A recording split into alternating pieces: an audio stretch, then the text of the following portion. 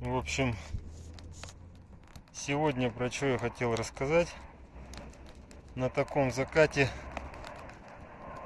Сегодня будет тема о БПЛА, беспилотный летательный аппарат.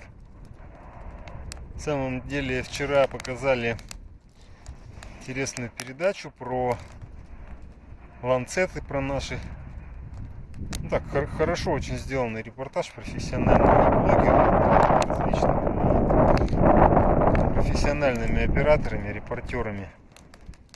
Показали тот торговый центр, который они купили. Это зала электроники, ну как-то там зала, короче, основное название компании. Они производят эти ланцеты. То есть они там объясняли, что производят их в нескольких точках, в нескольких регионах страны прямо. То есть такое распределенное производство. Производят достаточно много, как я понял, для нужд спецопераций, потому что понятно почему. Немножко захватил закат, и он ушел туда за облака сразу. Это красное пятно. Поэтому, что сказать. Ну и у нас сейчас в университете проходит некий проект Архипелаг 2035. То есть я там получил бейджик даже, потому что я там работаю в университете, нам надо входить и так далее. Там я что-то я сильно не вникал, что это за проект.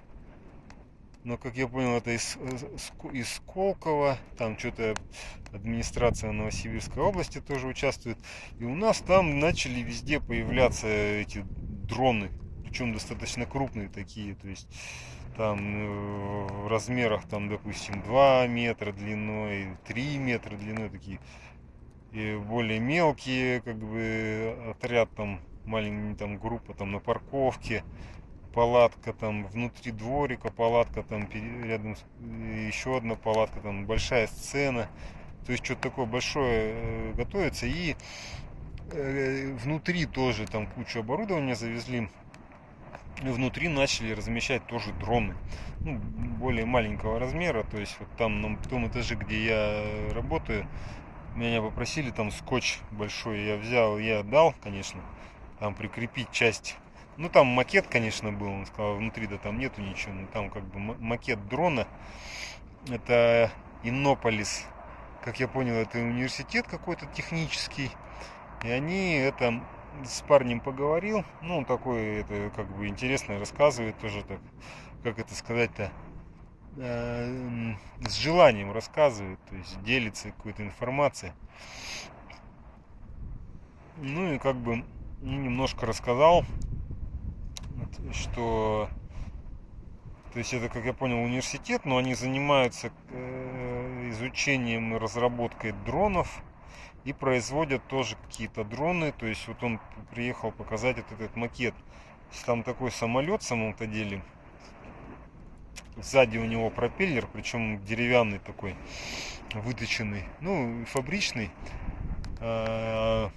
И такие две штанги на крыльях.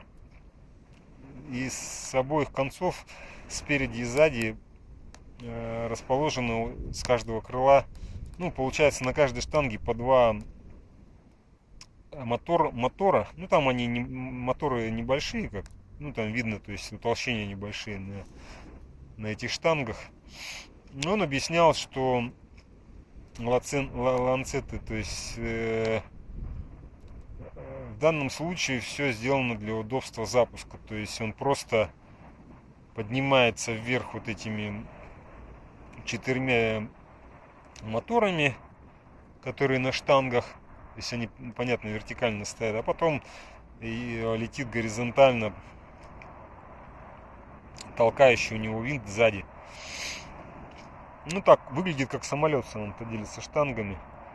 Там, чтобы они аэродинамику не ухудшали сильно, эти винты на штангах, они потом на пружинах, он показывал, если они, когда кончают работать, они становятся вдоль линии полета, скажем так, вдоль штанги, фиксируются. То есть они, ну, как сказать, практически в аэродинамику не очень, практически там ничего не дают.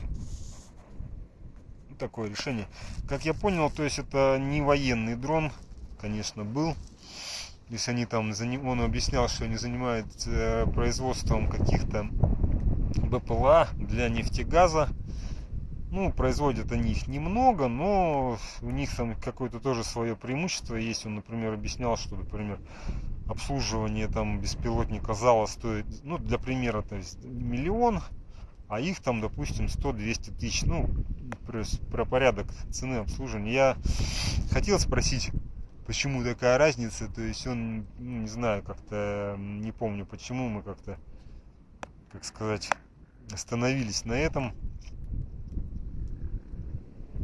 Ну, то есть он там про лопасти, например, про винты вот эти, я тоже начал у него спрашивать, говорю, вот делается за границей, ну там видно было, такая ребристая у них поверхность, то есть понятно, что они из какого-то пластика специального делаются, там угли, пластики там и так далее. Там еще про залу рассказывали, зала производит сама их, то есть санкции против зала, они, как сказать, бесполезны, потому что они все сами производят. Там собирают, ну, не знаю, электронику какую-то, может быть, как-то и где-то и закупают, но, в общем, они достаточно самодостаточные, у них большие объемы сейчас идут, они для Минобороны много производят, причем все это производят на свои частные деньги, сами развились, то есть это, я бы назвал, российский Байрактар, потому что примерно так же Байрактар развивался тоже как частная компания, костер совсем уже почти затух, поэтому, да. Наверное, буду заканчивать на этом. В общем, здесь он объяснял, что, вообще говоря, проще вот эти пропеллеры закупать в Китае. То есть без проблем как бы они закупаются до сих пор. Понятно, что это не для военных вот этих дронов, поэтому все с этим нормально. То есть у нас в России, я вот вывод делаю по всему, потому что я видел там во дворе все эти проекты. У нас сейчас очень сильно развивается отрасль беспилотников. И морских, и воздушных. Ну и понятно почему. Потому что они очень востребованы на передовой. Так, ну всем мира. Даешь беспилотник.